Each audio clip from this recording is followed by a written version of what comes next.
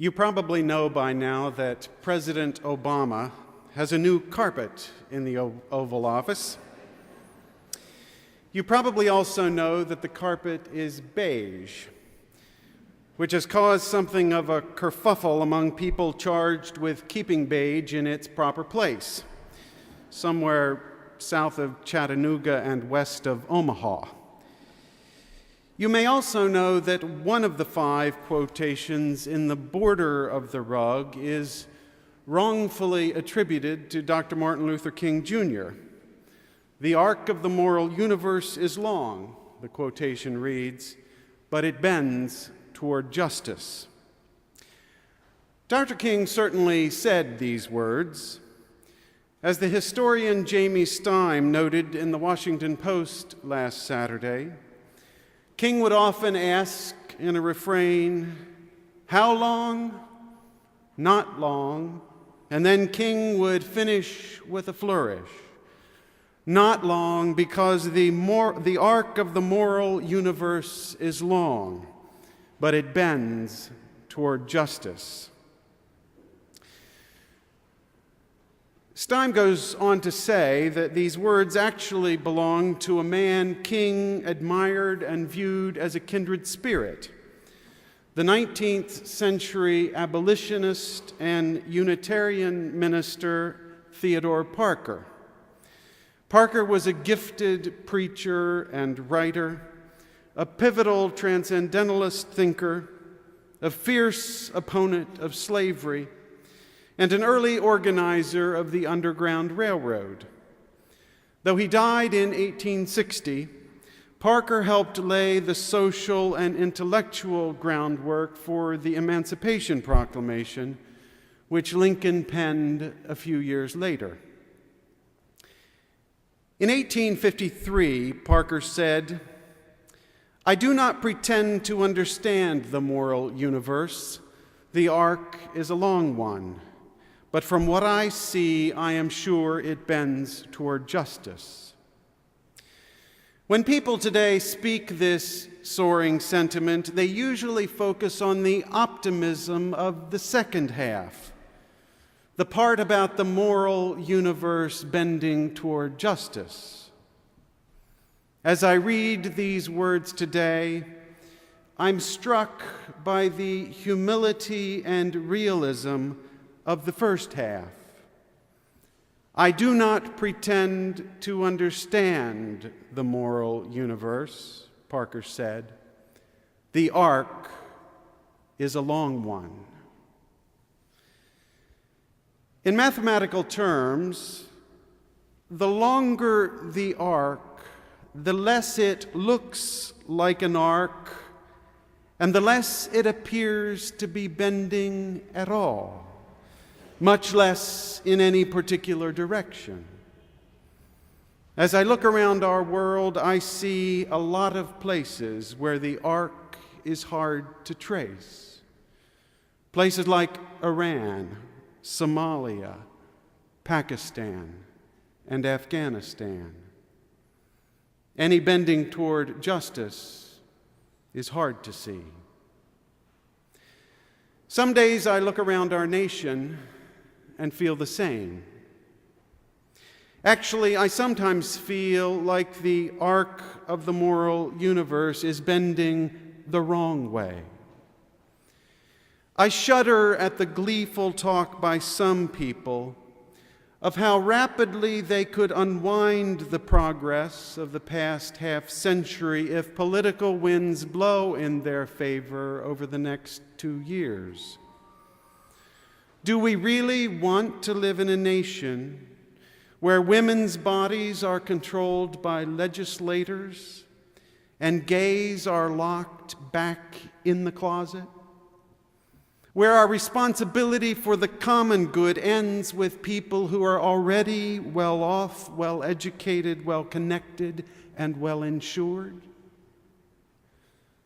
These are sobering times, especially for those of us who cherish religious freedom. I don't know which is the greater affront to the founders of our nation. The prospect of Koran burning in Florida, or the specter of Glenn Beck in his call for a national religious rebirth during his late August rally in Washington, wrapping his political views in the civil rights legacy of Dr. King and the manifest destiny of divine calling. Something that is beyond man is happening, Beck told the crowd. America today begins to turn back to God. Glenn Beck hasn't specified which God he envisions at the heart of our political life as a nation. It's certainly not the God of Judaism or Islam. Nor would Beck approve of Unitarian Universalism, even though 3 of the first 5 presidents of the United States were Unitarian. Beck himself is a convert to Mormonism, an aberrant offshoot of Christianity best known for its commitment to keeping America white, children straight, and women pregnant. Beck has called upon Christians to leave their churches if they hear any preaching about social or economic justice, because he claims those were slogans affiliated with Nazism and communism. Last week, before the Koran burning in Florida was canceled, Gail Collins of the New York Times observed, "When this sort of thing happens, it's important that we remember that about 5% of our population is and always will be totally crazy."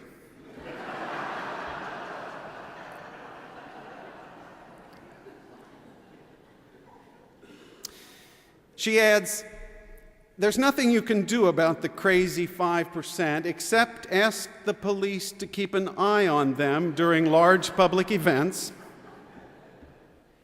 and in situations like Koran burning," she adds, "make it clear that the rest of us disagree." For the record, I disagree.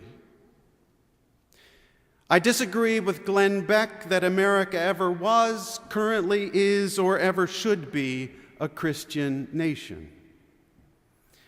And I disagree with the Gainesville minister that the best way to counter Muslim extremism is to do things that will radicalize moderate Muslims. That said, absent any threat of what the courts call imminent lawless action, I will defend their right to say and do as they choose. The early European settlers of this nation came here seeking 2 things: economic opportunity and religious freedom. My own ancestors knew well the horrors of state-sponsored religion. I have a large book at home, at least half a foot thick, titled The Bloody Theater. First published in 1600, it contains stories of 16th and 17th century European Mennonites and other Anabaptists who were tortured and executed because they baptized believers as adults rather than as infants. For more than a century in parts of Europe, this was a capital crime against the religion of the state. Mennonites and other Anabaptists were hanged, beheaded, burned at the stake, and boiled in oil. I grew up hearing stories from my grandparents and my parents about ancestors who suffered and died in the bloody theater.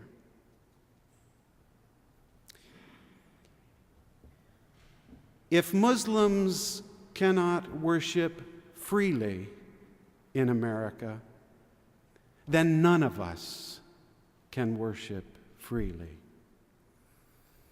If one aberrant offshoot of Christianity becomes the litmus test for political viability, then none of us are politically free. Thomas Jefferson and other founders from Europe erected what Jefferson called a wall of separation between church and state. Jefferson championed individual freedom in these matters, both freedom of religion and freedom from religion. The constitutional wall remains the best guarantee that the bloody theater will not come to these shores. But what if it does?